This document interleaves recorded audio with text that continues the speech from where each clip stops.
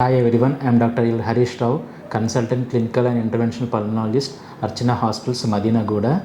ఈరోజు న్యూమోనియా లంగ్లో ఇన్ఫెక్షన్ని నివారించడానికి తీసుకోవాల్సిన జాగ్రత్తల గురించి మనం డిస్కస్ చేసుకుందాం.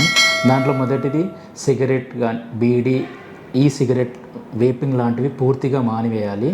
అండ్ దీర్ఘకాలిక వ్యాధులైన డయాబెటీస్, హైపర్టెన్షన్ వ్యాధులను మనం కంట్రోల్లో ఉంచుకోవాలి.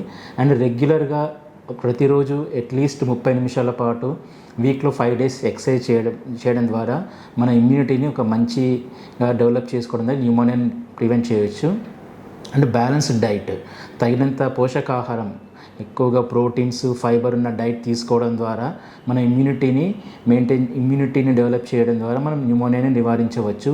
అండ్ అవుట్డోర్ ఎయిర్ పొల్యూషన్, బయట ఉన్న పొల్యూషన్కి వీలైనంత తక్కువ ఎక్స్పోజ్ అవ్వడం ద్వారా మనకు ఊపిరితిత్తుల్లో దీర్ఘకాలికంగా వచ్చే కొన్ని వ్యాధులను మనం నివారించవచ్చు.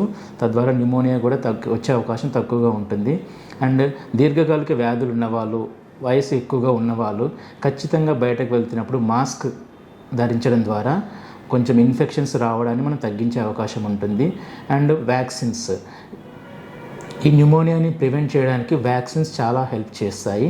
And pneumococcal vaccine and influenza vaccines అని 2 రకాల వ్యాక్సిన్స్ మన న్యూమోనియా తీవ్రతని తగ్గించడానికి చాలా హెల్ప్ చేస్తాయి.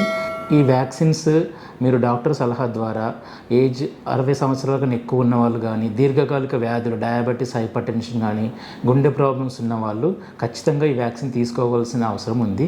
దీని ద్వారా మనం న్యూమోనియా తీవ్రతని చాలా వరకు తగ్గించవచ్చు.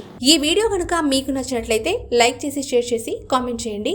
మా ఛానల్ని సబ్స్క్రైబ్ చేయడం మాత్రం మర్చిపోకండి. Thanks for watching.